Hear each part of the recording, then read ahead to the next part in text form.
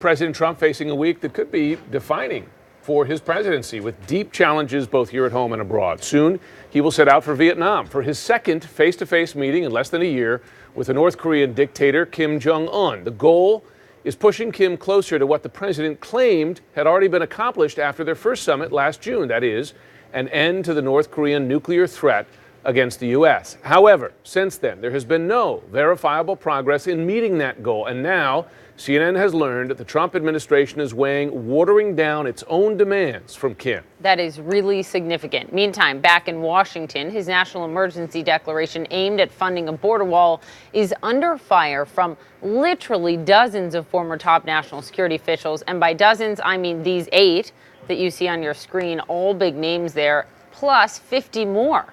Both Republicans and Democrats taking aim, saying, quote, there is no factual basis to President Trump's emergency declaration. So tomorrow, the House will vote on a measure to repeal it the same day that Michael Cohen starts a 3-day marathon of testimony before 3 separate congressional committees. And on Wednesday, that testimony will be before your eyes. It will be in public. You will see it all starting Wednesday morning right here on CNN. So let's go to the White House this morning where Joe Johns is. And we understand the president is speaking to reporters not far from you. So we'll hear that in just a moment. A lot to get off his chest before he takes off for this really critical summit.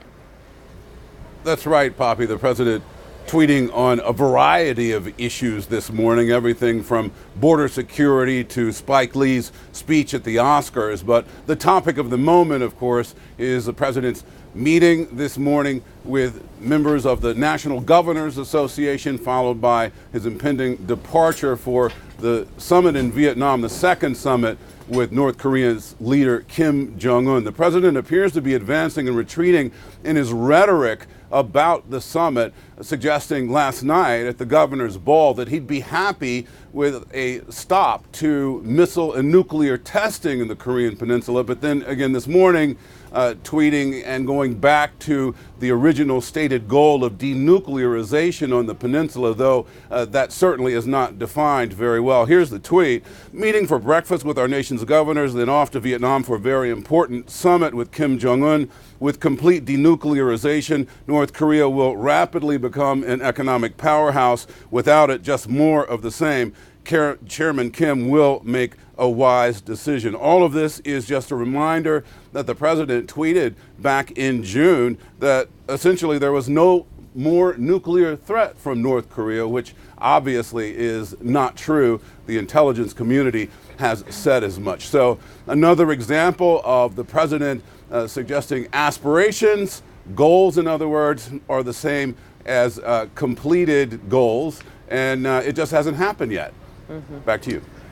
Joe Johns, we're going to be following it. And again, we're waiting those words from the president as he prepares to depart. As President Trump prepares to board that flight for Asia, my colleagues and I are learning that his own advisors are worried that he will give up too much to Kim with nothing or not enough in return. We've learned from multiple administration officials that the U.S. is weighing watering down its own demands from the North, including no longer insisting that Pyongyang hand over an inventory of its nuclear and missile stockpiles before any U.S. concessions. CNN's Barbara Starr joins us now from the Pentagon. And Barbara, it's an interesting dynamic because some of these concerns coming within his own administration. I wonder if there are similar concerns from inside the Pentagon. Well, I think that's very clear that there are, from the Pentagon, from the intelligence community. Perhaps the only one not so concerned is the President and Secretary of State Mike Pompeo, at least not publicly voicing a lot of concern about it. They may well be behind the scenes. Look, here's the problem when it comes to North Korea. It's always the same issue. They are secretive. They engage in deception.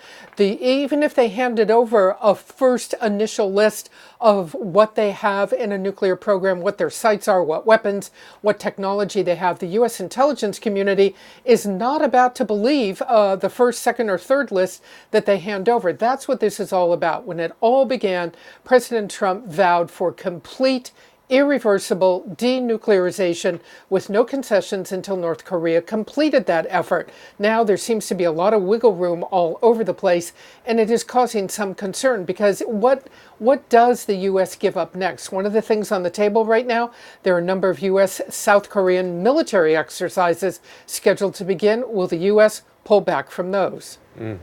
So, Barbara, we heard the president say last night, quote, as long as there's no testing, we're happy.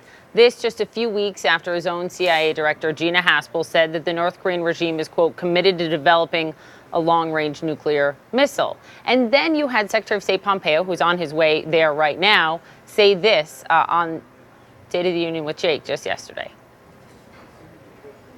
We started when the Obama administration had a policy which was essentially test, pray, and cower.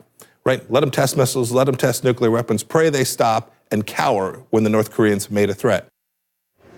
Okay, just fact check that for us. Other than having summits, second one about to begin, is the U.S. policy and practice toward North Korea really that different right now than it was under the previous administration? Well, where you stand is where you sit. I'm sure the Trump administration absolutely believes that they have been much tougher on North Korea with sanctions. But it comes back to what happens at this summit in Vietnam. Does the president make additional concessions to North Korea on sanctions relief, on any of the economic items that Kim so desperately wants, without any move even towards irreversible denuclearization? Yeah. None of that has happened yet. The North Koreans, by all measures, have not made or completed any steps towards denuclearization.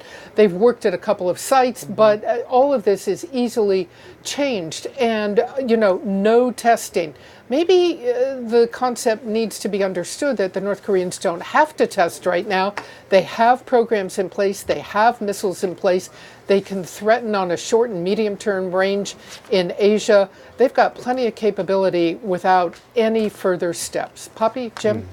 Barbara Starr, thank you very much for being there. A very important week. It'll keep you busy, and you very busy. Well, no question. Look forward to going. It's interesting. Yeah. Last time in the talks, the surprise concession was ending U.S. South Korea military exercises.